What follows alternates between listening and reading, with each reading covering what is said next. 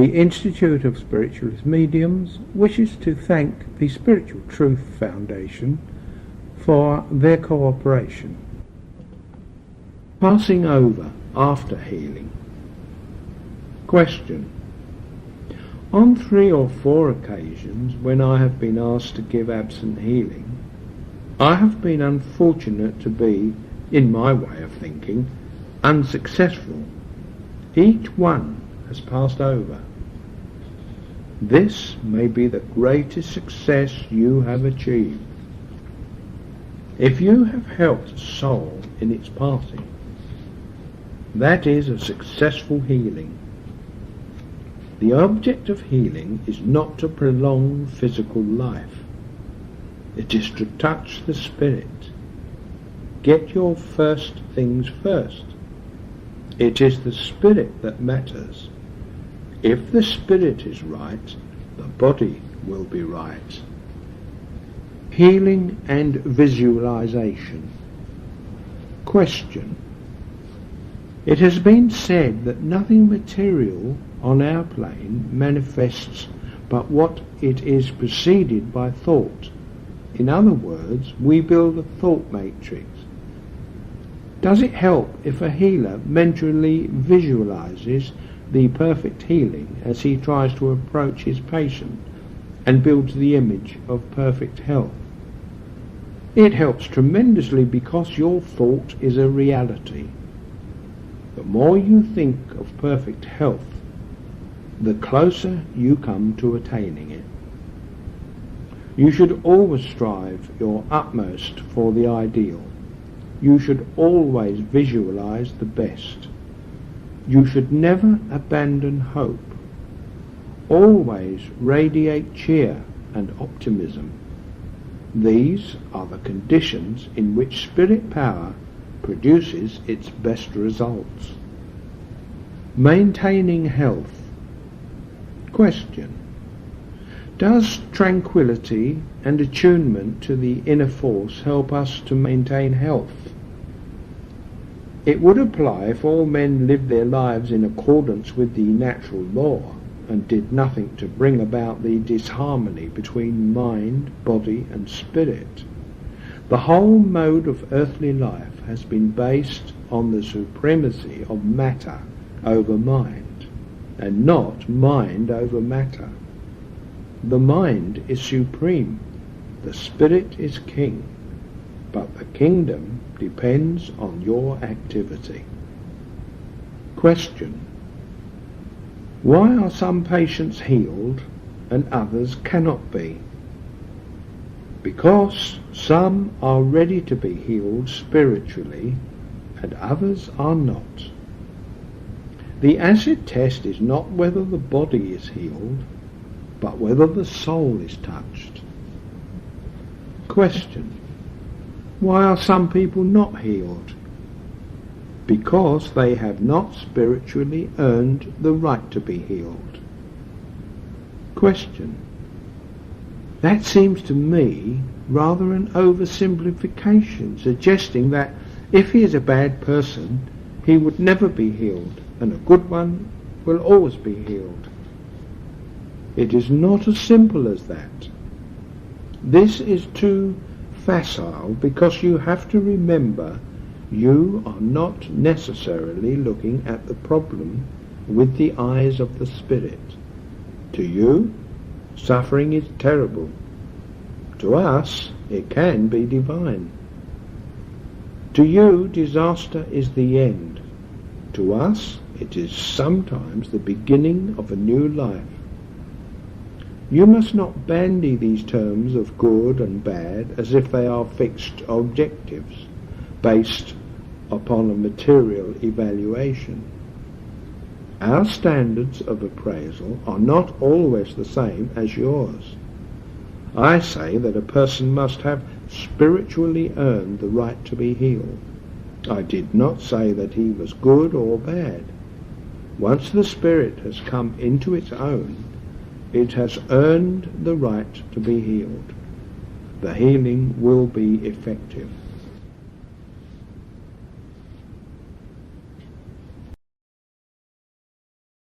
Healing and karma. You asked about karma, the law of cause and effect, sowing and reaping, which operates in all worlds and at all times.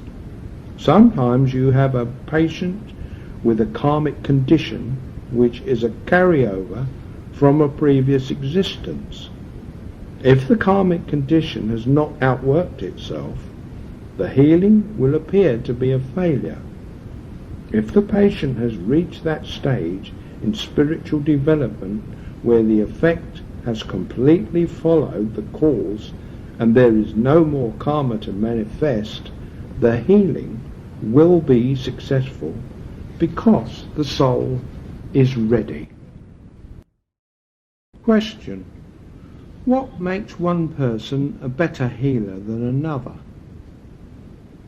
The same thing that makes one person a better speaker than another, a better pianist than another, a better writer than another. The gift is nearer the surface. Spirit power.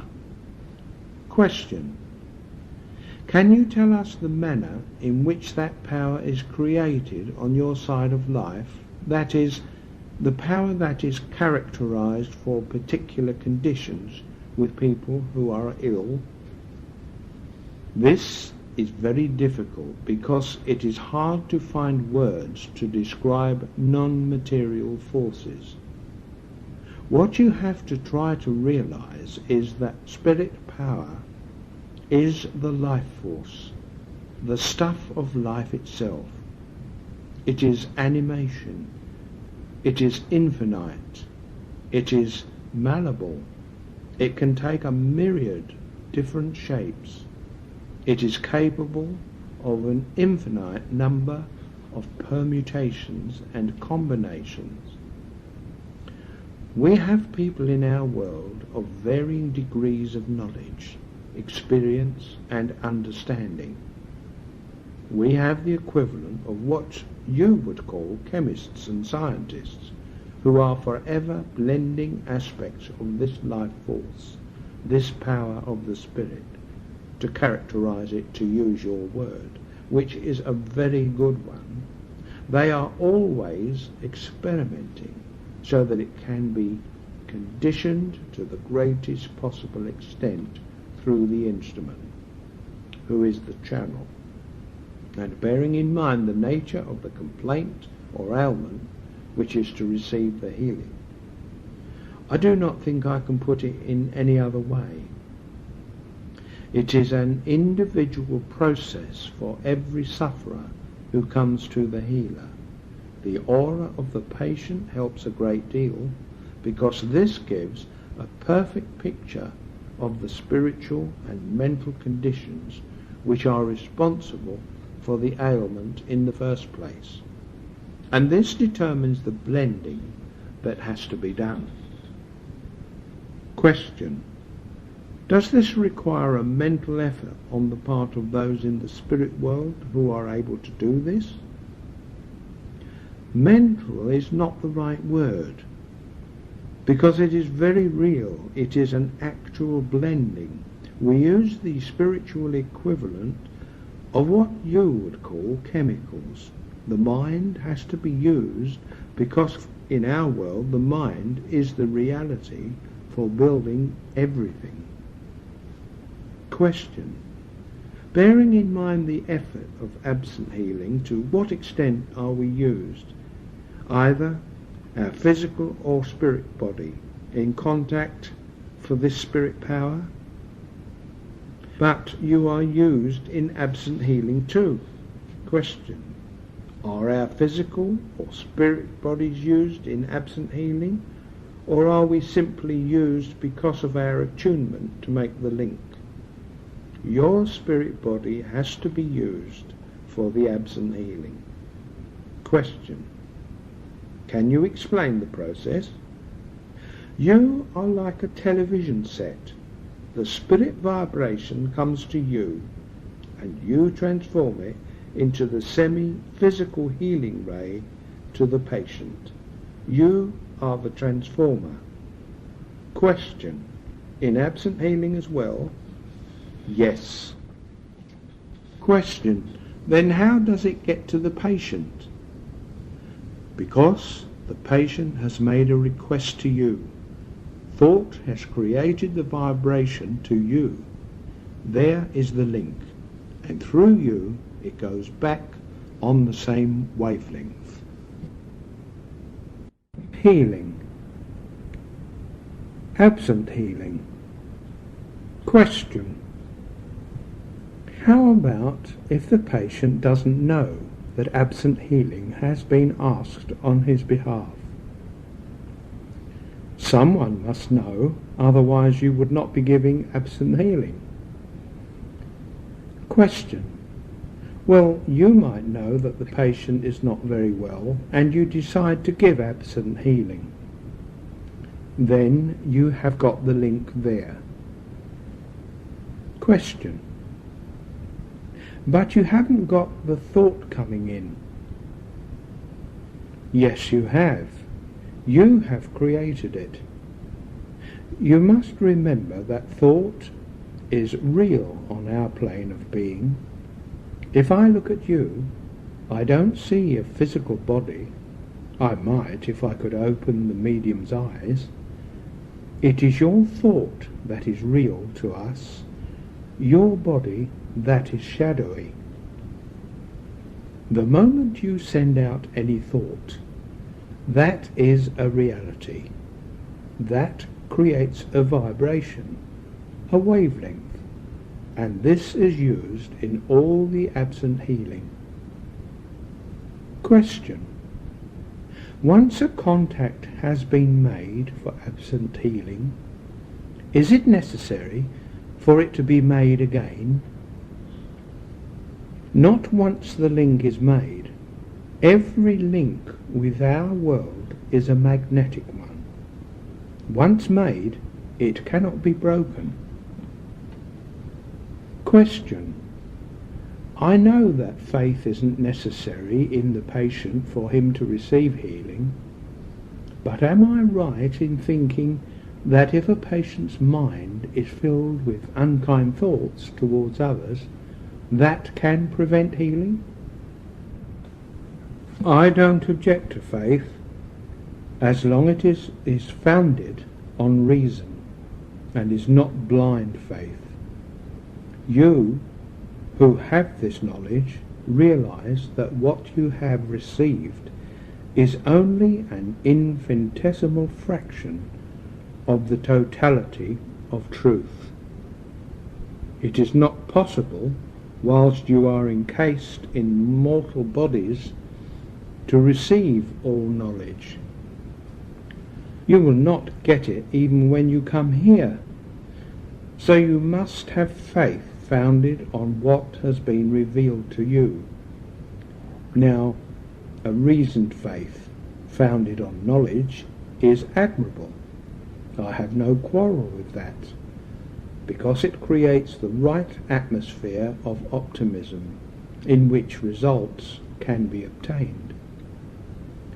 The power of the Spirit works best when you are bright and happy, cheerful and receptive, not when you are miserable, doubting, wavering and disturbing the atmosphere around you. Question. If a man is a healer, must he depend on another healer, or can he do anything to help himself if he becomes ill?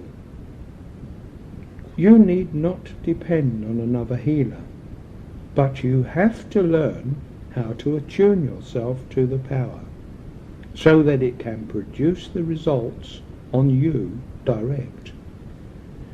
Just as you do not have to go to church to pray to the Great Spirit, so you do not have to go to a healer to get healing. If you can enable the power of the Spirit to come direct to you, you must open your heart, your mind, your soul. Question. Where healers are unable to see the aura, In what way can they work to know they have got the right attunement? It does not matter whether the healer can see the aura. It does not matter whether the healer is able to diagnose. The object of the healer is to heal. He should not concern himself with these other matters. He has to make himself accessible. He has to be as perfect an instrument as he can. He has to outlaw from his nature all the weaknesses that prevent him from being the perfect instrument. And the more he does that, the greater will be the power that flows through him. It is the life you live that qualifies the attunement you have. Question. Many healers are fortunate in being able to improve their gift by attending circles of instruction. What advice would you give to those who have no facilities for such development? Furthermore, do you consider that mediumship is essential to good healership? To answer the second half, a clear, emphatic no. The gift of the Spirit is the gift of the Spirit. You are born with it, and it is your responsibility to develop it. Just as the child born with the gift of playing the piano has to develop it by practice and training. How to develop this gift? It is not the answer to sit in circles. That may help. It is developed by your motives. It is developed by the way you live your life. It is developed by the attempt to reach the highest standard of purity and perfection that is possible. It is helped by increasing your desire to heal as much as you possibly can. The only way to develop self is to forget self. The more you think of others, the better self you will become. There is no book that will tell you how to become a better healer. What you have to do is to desire to serve and order your life in this fashion. The Great Spirit has endowed me with a gift of healing. May I be worthy of it. If you live your life according to that principle, the gift will automatically increase in its strength and stature. Passing over after healing. Question. A person gets healing and improves, but later passes to your world. Why is this? Why is passing to our world a tragedy? In our world, when people are born into yours, we cry. When they come to our world, we rejoice. Why is it a tragedy to leave your earth? Health of healers. Question. Would it not be best for all healers to be in perfect health themselves before they begin to heal others? Those who heal by the power of the Spirit are like other kinds of mediums, instruments, that is. They transmit something which they receive. They are channels. They turn it outward, not inward. The fact that they themselves may be suffering from some bodily affliction does not necessarily restrict their ability to heal others. One is a psychic quality, the other is a physical effect. Disease. You get disease when the natural unity between man's triple nature of body, mind and spirit are out of harmony. health is wholeness. Healing of body, mind and spirit. What is important is to touch souls. Then the power of the Spirit can quicken the flicker of divinity into the beauteous lambent flame, so that the majesty of latent divinity shines through, enabling their bodies to become well, their minds to learn the lessons, and their spiritual natures to unfold further as a result. Healing of body without touching soul.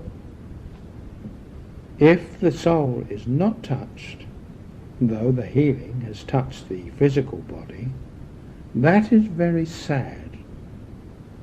It means the sufferer has been given the opportunity of obtaining awareness and unfortunately has failed to take it.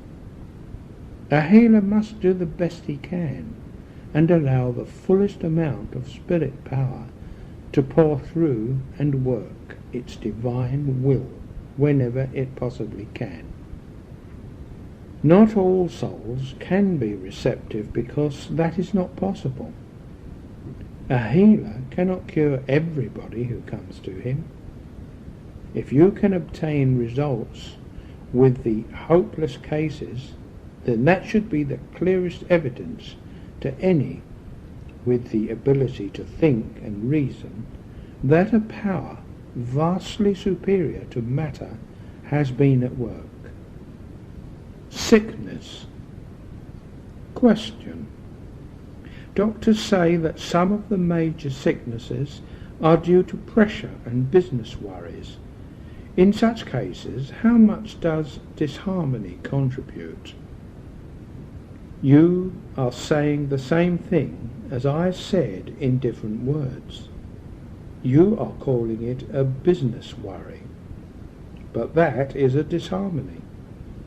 If your mind, body and spirit are in the right relationship, you do not have worries of business or anything else. The soul that worries is out of harmony already. Anyone who has knowledge of spiritual realities should not worry. Worry and fear are the negative forces. They do not belong to the enlightened soul. You call it a business worry. I call it disharmony. There is nothing to worry about once you know you are an eternal being, and nothing in the physical world can touch your soul. Time spent on healing individuals. Question. Some healers only take a few minutes in their work on patients. Others take longer in varying degrees, and the patient seems to get no better. Can you explain this, please? By their fruits ye shall know them. It is the results that matter. The healer should so live his life that he attains the greatest pitch of attunement. Then the results will come. You put your own house in order first. We will do the rest. No call for help is ever refused. No power is ever withheld. We always strive to serve. We refuse none. We welcome all. The power of the Spirit is there for all to receive its beneficence. All we want are willing instruments to help its divine flow. Healing. Variable results. Question.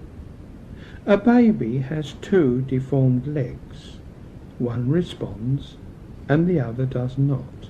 Why is that? Because the healing cannot produce results in both cases. The healing is never equal. It is always conditioned it is characterized. It is very difficult because I want to keep this on the simplest possible plane. There are other qualifications, because there are laws within laws that involve other and more profound issues. Healing is not as simple as it appears. It is not a question of just healing a physical ailment. It is soul qualities that have to be measured. What is the effect on the soul? What is the purpose? Why does the patient go to the healer? Has that patient reached the stage of spiritual evolution when his spirit can be awakened? There are matters you cannot measure with your material yardstick, but they are all involved in healing because you are handling the life force itself for the time being. You are partaking in the process of infinite creation. That is why I stress your great responsibility. Question: does this answer always apply to healing and non-recovery? Are there not sometimes conditions that do not heal for purely physical reasons? For instance, a nerve within the body is totally destroyed, perhaps affecting the vision. One would not expect that within the laws that govern us it can be made a completely new nerve again. We are not talking about miracles. Question: yes, but I thought you were generalizing on the reason for non-recovery. I am saying that where the illness is capable of being healed and the results are not obtained, that patient has not earned the spiritual right to be healed. Mental sickness and help.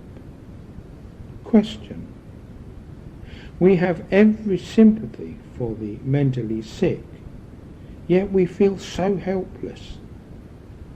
You can help the mentally sick if you allow yourselves to be used. That is all that is asked of you. Let the power flow through you. Those who cannot help by contact, send them absent healing.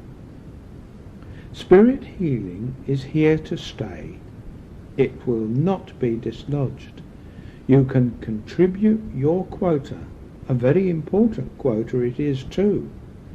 Always remember, you are a divine channel, helping the Great Spirit in the infinite plan of evolution. It is a wonderful work you have to do, but it is a great responsibility. Psychic surgery. Question: the success of an instantaneous healing depends on the patient's spiritual development, karma and other tributes. What happens in that respect in the case of a surgical operation as performed by spiritual healers in Brazil and the Philippines? All this is regulated by cause and effect, which is the natural law in operation. Whenever the soul of the individual is ready, then that person is influenced so that he or she is brought into the region where the healer is to operate. If the soul is ready, then the operation is a success. But whatever occurs, even if a growth has been removed and the body is now free, it does not automatically follow that the patient will spiritually come into his own. It only means that he has spiritually arrived at the stage where he is ready. And this is his great chance for the spark, now ignited, to be fanned into a flame. So There are two factors in operation. The patient is spiritually ready, and that means he has been brought to the healer who can achieve the result. The patient now has the opportunity of spiritually coming into his own and living in the light of a spiritual awareness. If this does not happen, then there has been a physical success, but a spiritual failure. Question: is that kind of spiritual surgical healing a good way to heal? By their fruits ye shall know them. The wind is tempered to the shorn lamb. All the outbreaks of spirit power are conditioned to the place and the time when they occur. The whole of the operation of mediumship and the outpouring of the power of the Spirit are part of a planned, concerted effort. It is done primarily to meet the physical, mental and spiritual needs of the people to whom this applies. It is a question of temperament, education, environment, understanding, so that always the phenomena must take the form that will be most appropriate to those for whom they are intended. Question: why are these spirit operations done in Brazil and the Philippines and not in Britain? The spiritual climate is different. The mental climate is different. The needs are for more spectacularly striking results where minds are not yet conditioned to the more subtle influences of the spirit. It is somewhat similar to the conditions prevalent in your world just over 100 years ago, when it was necessary to demonstrate that kind of physical mediumship which would make the spiritual understandable in earthly terms. It is not necessary to do this now in Britain, but it still obtains in those countries where the standards of education, culture, and appreciation are vastly different from those prevailing in this land. It must be suited to the people who dwell there. Question: but there are a great number of people in this country who would very much like to see this type of operation and are unable to do so. Is climate an important factor? It is partly climate, because the atmosphere is more conducive, but it is also spiritual conditioning, because it is not primarily suited for the people dwelling in your land. It is not a question of what people want to see, but what is spiritually best for them. Too many prefer to have the highest spiritual elements reduced to the lowest physical level. This is not the way for advancement or progress.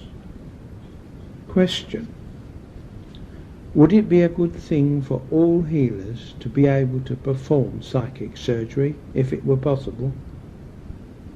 No. There is not one road for all the instruments of the Spirit. It is not uniformity that is desired, but versatility and variety. Spirit is infinite, and therefore has an infinite number of possible manifestations. It is all conditioned by the receptivity of the instrument. For that reason, it is affected by the medium's temperament, upbringing, education, hereditary, environment, and even past incarnations. All these affect and qualify the kind, amount, and type of spirit power that can function through any instrument. It is not for all to follow the same path. You will find the answer in the Bible where it says, "Now there are diversities of gifts, but the same Spirit." Question. The purer the instrument, the more healing power can flow through him or her. Does this also apply in psychic surgery? The question is not correctly stated. It is not true that the purer the instrument, the more power can flow through him. Power can flow through an instrument that is not so pure. The quality of the power is affected by the purity of the instrument. Spirit power is infinite. Like the Creator, the Great Spirit, because it is infinite, it has an infinite number of graduations, variations, combinations. The individual tunes into that stage for which he is spiritually ready. He cannot get any higher spiritually because he could not receive it, and naturally he would not want to go lower. No, it is the quality of the power that is affected by the development, the attainment, the stage that the instrument has reached, not the quantity. Heart transplants. As a principle, I am opposed to transplants. I don't question the sincerity of those who offer bodily parts to be used in the service of others. The Great Spirit has allowed every human with a physical body to express the spirit that is responsible for its life. This is an intimate relationship between the body and the spirit. If it were necessary for transplants, then you would not have the failures when hearts and kidneys are transplanted into other bodies. Question. What are the spiritual aspects of heart transplant surgery? Motive is always the important consideration. Undoubtedly, in some cases, the motive is to sustain earthly life. It can be that experimentation encourages an enthusiasm for more experimentation, which in the end is not concerned with the prolongation of earthly life.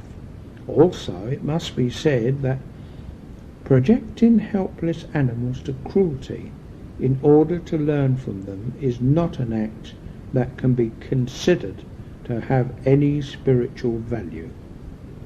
Not through cruelty will man find health. Not through exploitation will he learn the secrets of nature that have so far eluded him. I am not in favour of the transfer of any bodily organ from one to another. Indeed, I am not in favour of the transfusion of blood. I do not think, from my point of view, and I speak only for myself, that the sustaining of the physical body must be the be-all of every endeavour. I maintain that man should be instructed how to live aright, spiritually, mentally, and physically. If he thinks right, then he behave right, and his body will be right. The solution is not the transfer of bodily parts. The solution is for every man to order himself to live as the Great Spirit intended. Man must have compassion for other men and for all the creatures with whom he shares his planet. They are not placed here by the Great Spirit to be used as experiments to prolong the physical life of man. Question. Is it right to say at this stage that the heart transplant must be doomed to failure? It is conceivable that there may be some successful experiments. What I am concerned with is that the experiments are taking the wrong spiritual turning. This is not the direction in which those who should be dedicated to man's well-being should be working. They will not bring health. Health is harmony. These are merely attempts at a temporary patching up of bodies. You must understand the simple essence. You are created body, mind and spirit. These are indivisible. They are not exchangeable parts. You are a whole individual. To achieve health, you must have wholeness, harmony, rhythm, concert between your tripartite being. This is the only way you can get health. Not through drugs, not through medicines. These are temporary reliefs. Your world is full of ignorance. Death is the dread monster to be evaded. Death is feared. But death is part of the natural law. Physical immortality is not the object of earthly existence. The earth is the training ground, the school to learn your lessons for the greater life that must inevitably be yours. Life support machines. When the time comes for the spirit to leave the body, there is no machine in your world that can make it stay. It is not in the power of anyone in your world to compel the spirit to stay once the cord has been cut, because then physical death has occurred. Organ removal. I know about transplants, and I am aware that the motive is often a very good one, but I must say that I am opposed to transplanting any part of the human body to other people. Prolonging physical life medically. No medicine man can keep a man alive when it is time for that individual to die. As I understand it, your doctors are uncertain when death comes. There are controversies as to the exact moment of death. Death is final when the silver cord is severed and the spirit body leaves the physical one. That is the only time that death occurs. When that severance has taken place, no medical man can make that body live again. The next heading is life after death. Children. Question. In the next world, we know that children grow up to become adults. But what about those guides who remain children for many years on earth, and also children who have been dead for 18-20 years, who still return as children? Your hard, bitter world condemns those who go on being children and claims all the time that it loves the innocent of the child. Yet it objects to them when they choose to persist in that form of evolution solely to help. The child is not beset by the many problems that perplex adults, and therefore is the best channel for communication. In the case of the ordinary child who comes back after many years still as a child, this is done for recognition. Links after passing. Question. Do the loved ones who have gone into the spirit world always know what the people left on earth are thinking? If they are loved ones, that is, if there is love between them, I must try to be a little more explicit. The people who dwell in my world are not always eavesdropping, but those who are bound by ties of love are still together, despite the incident of death. What your world does not understand is that those who are called dead are still there. It is not as if they are in another universe. It is all part of the same universe. All life is one life, but with millions of graduations. The unfortunate part is that the awareness that they are present is not realized by the people of your earth. But the ones who have died, as you call it, are close, just as close, and in many cases closer than they have ever been before. Now, having transferred their expression of life from a material phase to a spiritual one, all the faculties of the spirit are the reality, and the attributes of the body are shadowy, so that to those who love you, your thoughts are more real than your words. But if there is no love, then there is no tie, there is no association, for on the spiritual plane, love is the guiding principle. Appreciation of beauty. Question: would it be true to say that only the people who see beauty in this world will be able to appreciate it in the next world? No. It would be very unfair, for millions are unable to appreciate any beauty because they lack the educational facilities that enable them to have a true standard of appreciation. Our world is a world not only of retribution, but also of compensation, where all that you lacked in your earthly life is given to you so that a true balance may be struck.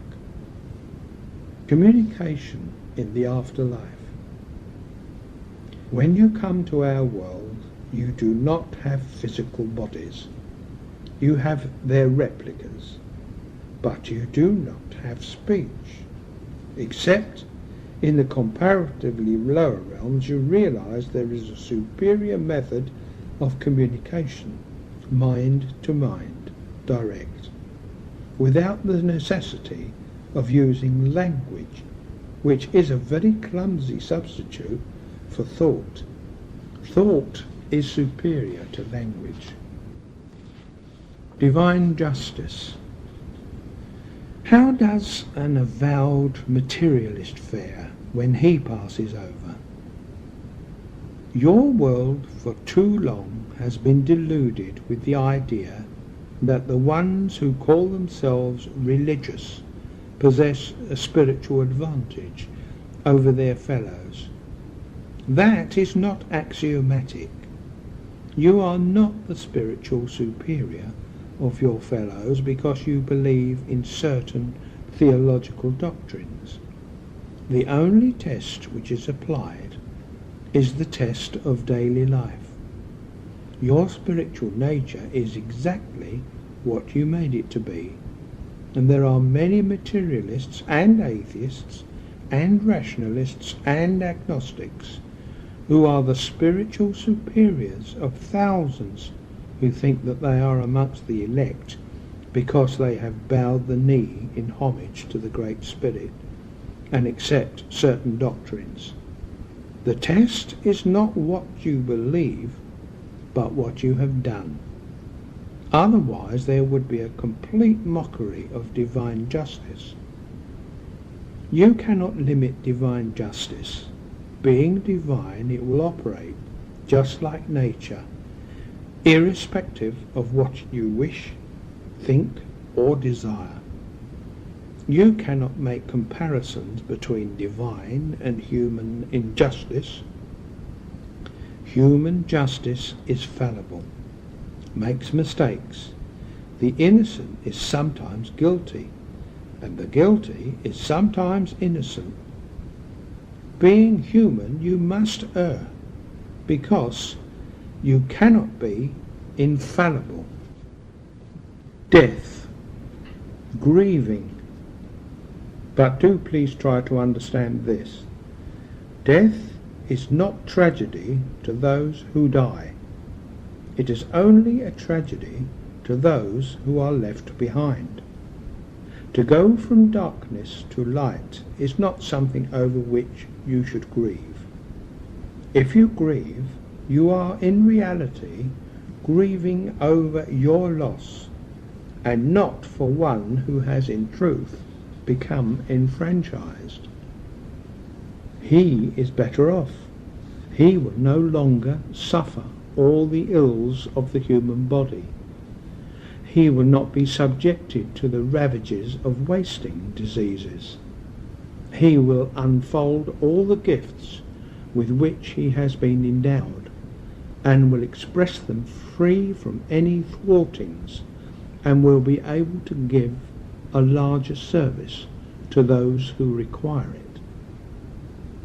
Do not mourn because the caterpillar has become a beauteous butterfly. Do not weep because the cage has been opened and the bird has been set free. Rejoice and know that the enfranchised soul has found liberty, and that if you would but unfold the powers that the Great Spirit has given you, you could share some of the new beauty and joy which is theirs. You could understand the plan of death and realize that death is but a stepping stone, a door through which you enter into the larger freedom of the realms of spirit. Question: what are the feelings of people like H.G. Wells, who were anti-spiritualists and lifelong rationalists, when they pass on and find themselves in a spirit world in which they do not believe? It is a complete overthrow of a lifetime of philosophy, and they cannot understand it. They think there must be something wrong with the universe, because it does not agree with their conceptions, which they had proved most logically and most scientifically. And so the adjustments have to be made, and there are long arguments and discussions. Question: when a person dies, what likeness do they retain? Could a husband be unrecognizable to a wife who passed on 20 or 30 years after? Could he progress so much that he was out of the orbit of his wife? You do not change your identity. You do not change your individuality. You do not change your consciousness. You grow in spiritual grace and stature, but you are the same individual that you were before, with your perceptions heightened, your faculties deepened. But except for the disappearance of blemishes, defects and injuries, you are recognizable as you were on earth. You do not change your form, for all that is spiritual still requires a mode of manifestation, a body, a vehicle, an instrument through which the spirit must register itself. And that has always existed, that finer, more rarefied, more delicate body, while you were on earth. Question: does the way you die have any effect when you reach the spirit world? If you die just naturally, is it easier to get to the spirit world or not? Oh yes, it makes a very big difference. If everyone in your world had knowledge and lived natural lives, then the process of what we call dying would be simple and free from any pain. Also, it would be unnecessary to have any adjustment to the body of the spirit after the physical body had died. But unfortunately that does not take place. The vast majority of those who leave your world for ours are profoundly ignorant of their destiny, of their own constitution, and the nature of spiritual realities.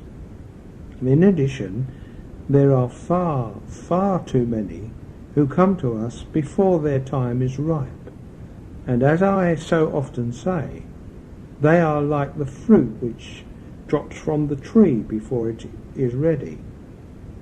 As you know, when the fruit is very good, when fruit is ripe, it naturally drops.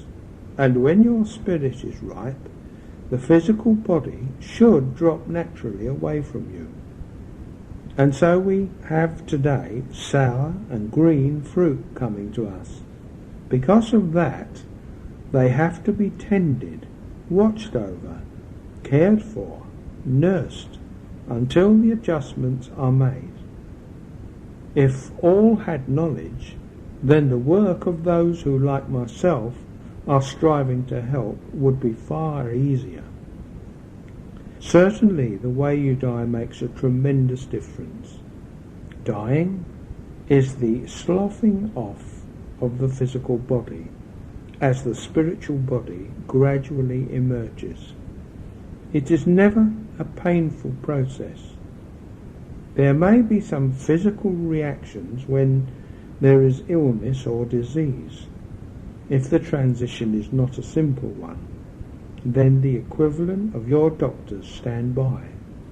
They help those who love this individual to accomplish his or her birth into our world, until the cord connecting spirit and matter severs itself, and separation is assured for all time. The question of awakening is the next to be considered. This depends on the degree of awareness that the newcomer possesses. If completely ignorant of the fact that life continues after earthly death, or if so indoctrinated with false ideas that understanding will take a long time, then there is a process of rest and equivalent to sleep. That continues. It is self-determined that the time for realization has come. This will be short or long, as measured by your duration of time. It depends upon the individual. Those with knowledge have no such problems. They step out of the world of matter into the world of spirit, and the adjustment is speedy. When awakening comes, it is a moment of supreme joy, because it brings recognition of all loved ones who have been waiting for it to occur. There is nothing to fear in death. Death is the great liberator. Death brings freedom. You rejoice when babies come into your world. There are many who cry in our world when babies are about to be born into your world. Similarly, there is weeping when people die in your world, but there is rejoicing in ours. Death means that the life has served its purpose, or should have done, and the individual is ready to enjoy all the tremendous richness and beauty that the spirit life has to offer. Believing. Question. You said so many people arrive in the spirit world with false teaching. In St. John's Gospel it says, believing is the important part. No.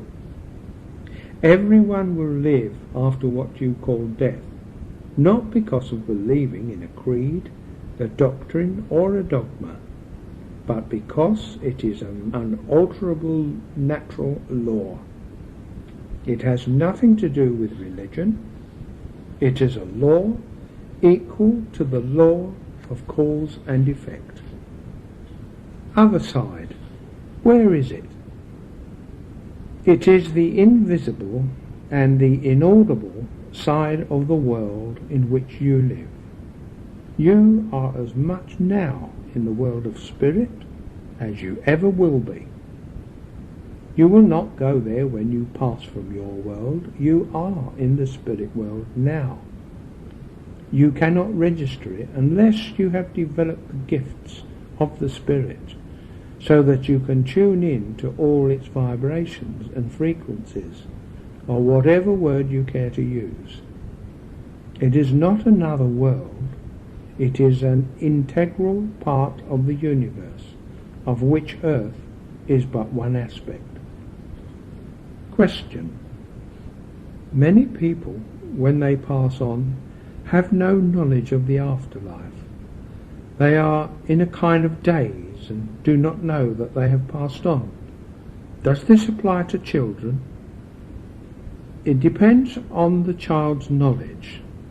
If it has not been too tainted with ignorance and superstition of your world, then its natural understanding, based on its natural psychic powers, will enable a natural appreciation to occur. Question. How long does it take before a spirit comes back to this world after death takes place? It depends on the conditions. There are some who come into our world who, although they have been here for centuries, have not yet awakened to the realization of what has taken place. And there are some who come here with knowledge, who know the ropes, and to them, if they can find the right medium, they can manifest within a few moments of passing. There's no simple answer. Facets of the soul. Question. You say the soul is divided into many parts. Only one part can come to earth. Are the others progressing in other spheres? We have to use words which are very poor symbols for that which is beyond all your language. Words are physical. The soul is non-physical. How do we interpret the non-physical in physical language? This is a great problem of what you call semantics. To me, the soul is that part of the divinity within each one of you, what you call God, and I, the Great Spirit. There are no means of measuring souls in terms that you can understand. The soul is the life force, the dynamic, the vitality, the real essence, the divinity. You think of souls in terms of personalities and individuals. If I ask, who are you? I don't know how you would answer. Giving me your name does not tell me who you are. That is only the name by which you are called. Who are you? The individual, the judge, the thinker, the one who expresses love and is capable of manifesting all the emotions that form the spectrum of human experience in your world. That is the soul. You live on earth because the soul provides animation for the physical body. When the soul withdraws, the physical body, having no animation, dies. That soul has not a name, such as you are called by in your world. Because it is divine, it is infinite, and being infinite, it is capable of an infinite number of manifestations. The soul has many aspects. I use the simile of a diamond with many facets. Those facets can incarnate into your world at different times to gain experience, to help the other facets in the diamond's evolution towards perfection. Where you have affinities, which is rare, it is because they are two facets of the same diamond incarnating at the same time on earth. That is why there is complete harmony between them. They are parts of the one whole. This brings us to the subject of reincarnation. Here you have facets of the diamond incarnating into your world to add knowledge, development and experience that will help the diamond in its evolution. Facets of life. Question. You mention a facet of a large diamond, that I could be one of a group soul of people.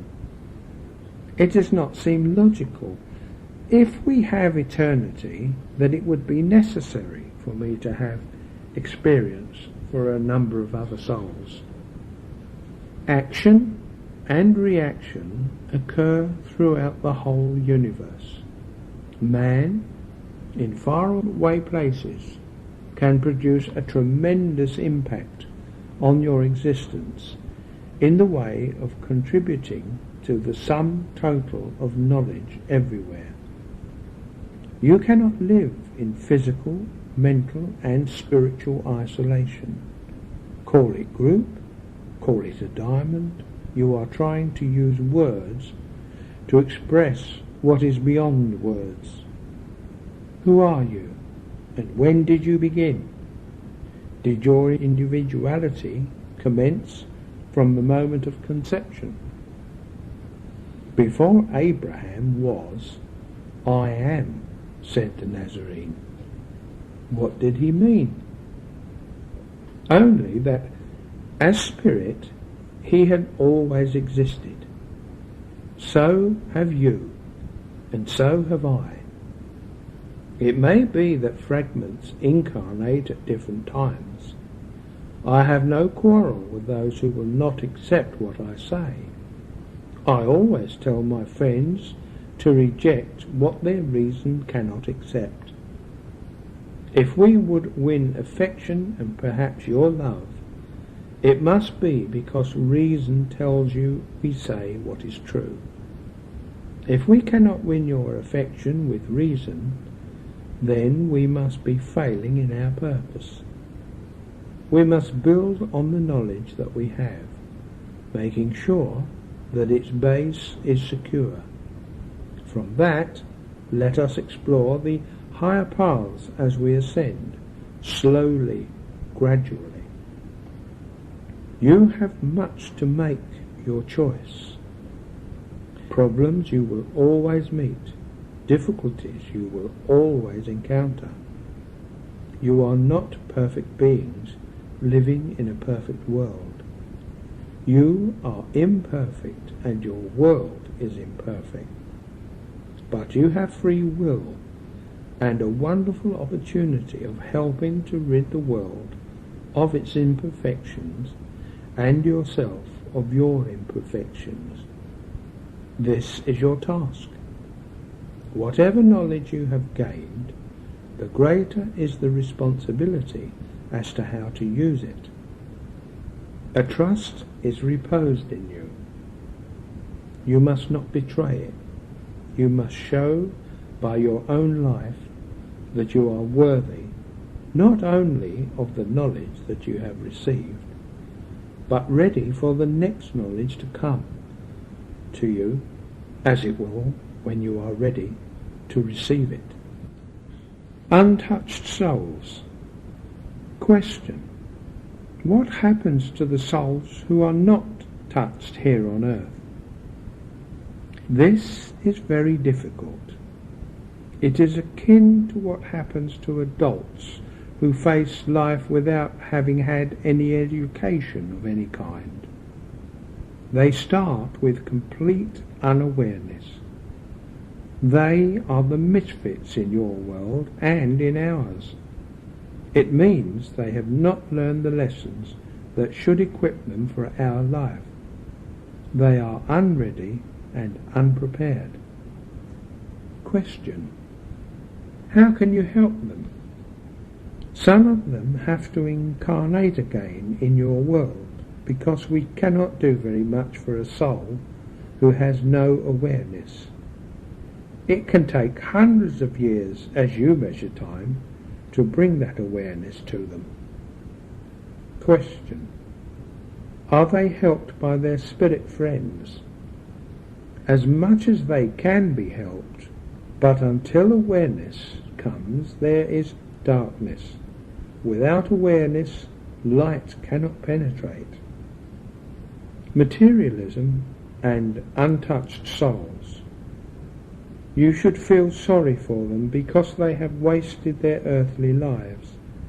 They have not fulfilled themselves. They are like children who have gone to school for the requisite time, learnt none of its lessons, and thus are not equipped for the adult life that follows when the school period is over. Earth is an essential preparation for the existence that inevitably follows when death comes. Every happening is part of the price to be paid for evolution. Earthly life cannot be a monotone. It must have its light and its shade, its sunshine and storm. Time needed for a state of peace. It depends on whether the individual has any knowledge of spiritual matters. If there is ignorance, there can be temporary harm to the soul. Even when the cord connecting the physical and spiritual bodies is cut, there is still a certain amount of interplay due to long association of the two forms of being. Generally, it is considered advisable, where there is complete ignorance of spiritual truths, for an interval of 3 days to elapse before there is either burial or cremation. Group soul. Question: are group souls family groups, people in the same state of spiritual development, those with the same interests, or what else? If the questioner uses the word family in its literal sense, as you understand it, being confined to people who have blood ties or relationships due to marriage, then this does not apply to group souls. Earthly ties, which are purely material, do not necessarily continue when the body has served its purpose. In spiritual relationships, you have, in the supreme case, affinities, or in the lesser instances, kinship. Physical relationships are conditions not based on eternal principles, the only ones that will endure. Group souls, when referring to their human aspects, are composed of individuals who have a spiritual kinship. Automatically they are drawn to one another because they are facets of the same diamond. It can be, and it does happen, that for purposes of work to be done, fragments of the diamond incarnate into your world to have the kind of experience which will help the larger self. Guidance. Question: does guidance come from a general or particular source, and can prayer and meditation lead one to discern this? Shall I repeat the words that are very familiar? When the pupil is ready, the master appears. Is that not the answer? Do not bother about it. All guidance streams from the Great Spirit. Ambassadors from the hierarchy and other enlightened beings, who are kindred souls as far as you are concerned, attach themselves to you sometimes before you are born into your world. Sometimes they make themselves known to you before you incarnate into your world. Sometimes you agree with them that you will volunteer to perform certain tasks. It does not matter what names you call them, they are there. They do not leave you. their task, as it says in your Bible, he shall give his angels charge concerning thee. Reincarnation. Question. Is it possible for one's consciousness to function in separate portions? There is a consciousness which is you, of which you in the world of matter are expressing but a tiny portion. And there are portions of that same consciousness which are expressing themselves in other spheres of expression. Question. Independently? No, not independently. You and the other expressions are all reflections of one inner spiritual reality. They are parts of a whole, and the fragments are expressing themselves as parts of the whole, but through different vehicles of expression, which sometimes coalesce. They are not ignorant of each other within themselves, but only when they first begin to express themselves until they find a common meeting place and fit together into the whole once again. Question. Would it be possible for two of those parts to meet one another and not know? Try to picture the greater consciousness as a circle, and then realize that there are segments of that circle which are revolving round its centre. Sometimes those segments meet, and when they meet, there is a recognition of their common oneness. When they finally cease to revolve, the different segments occupy their allotted places, and the circle is united and complete. Question.